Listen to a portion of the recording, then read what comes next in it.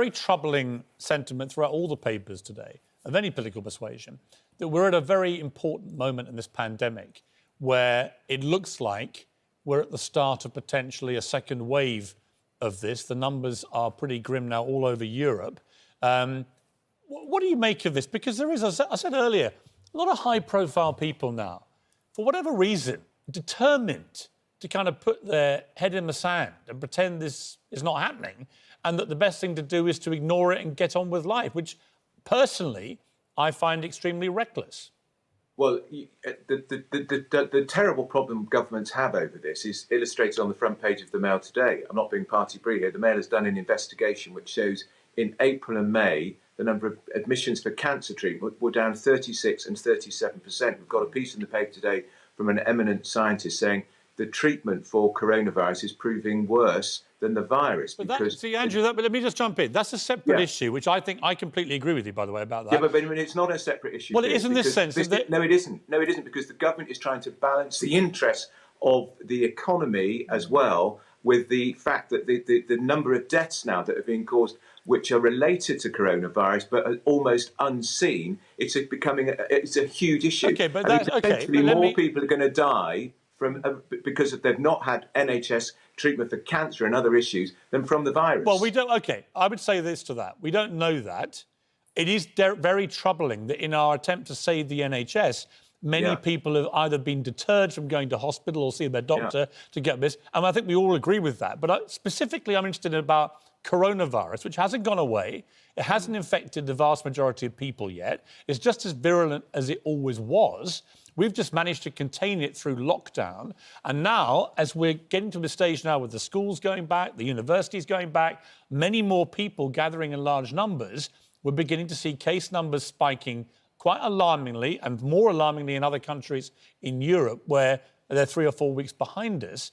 It is a worrying moment. And yet I see so many people just not prepared to take it seriously. Well, I think you've got to put, Rule 6, the rule about how many people in your homes comes into effect today. But look at those photographs in the papers this weekend. People went out on a great party at the weekend, ignoring the social distancing rules, which could have caused an even bigger spike. Should they have brought in Rule 6 straight away? I'm not sure, because I don't think Rule 6 should include children anyway. I think children under 12 shouldn't be included, like they're not in Scotland. It's a problem. Lord Howard, it comes back to an issue of trust again, because I'm not sure that anybody really trusts the testing system. You only have to go onto social media and you'll see people complaining again and again about being unable to get a test. We've seen one council this morning reported in the Times where the online system isn't even providing people with the proper test schedule. They have the capacity, but people logging on are told that there are no appointments. The Guardian reports that the testing programme is dealing with a backlog of 185,000 swabs, and tests are being sent to Italy and Germany because local labs are being overwhelmed. Why did we not get our testing up and running at precisely the beginning of this pandemic, when the WHO said the way to deal with it was test, test, test?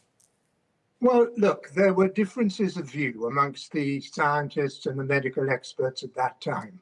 And it's very easy to criticise what had been done with the benefit of hindsight. I'm not disposed to be critical of the way the government has dealt with the virus.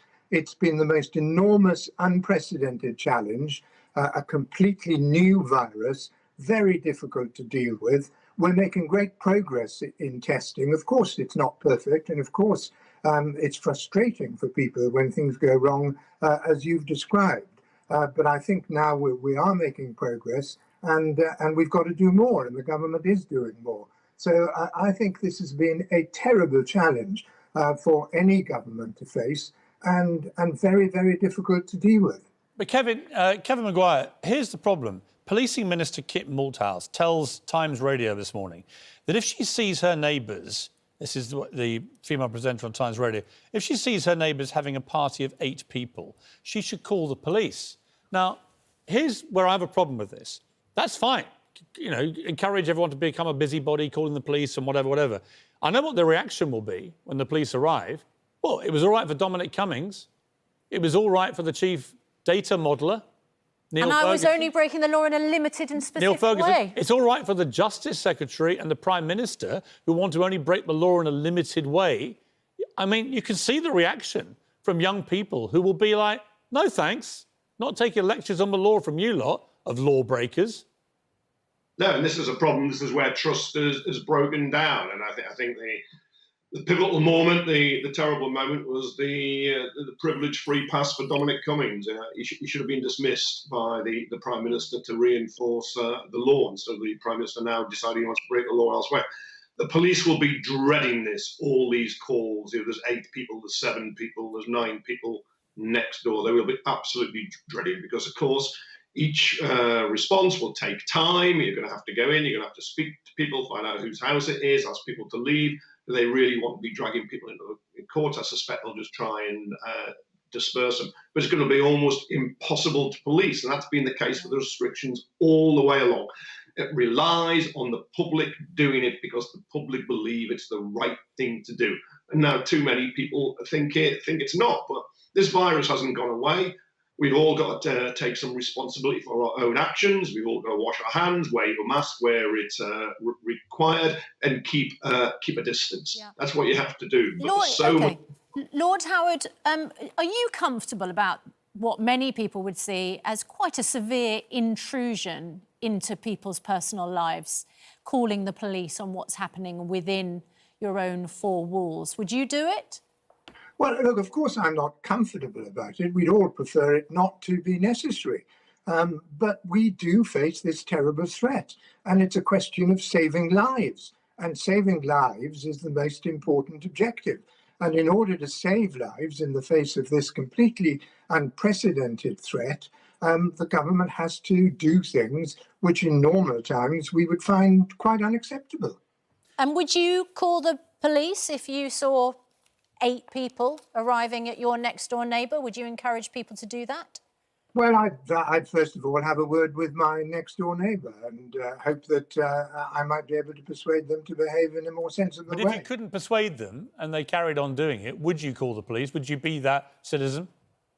Well, I think I might, it would depend on the circumstances, but I might have to. I do think that it is very important that these restrictions are adhered to. We've got to try and prevent a second spike in this virus. We don't want to see a repeat of the large number of people who sadly lost their lives just a few weeks ago.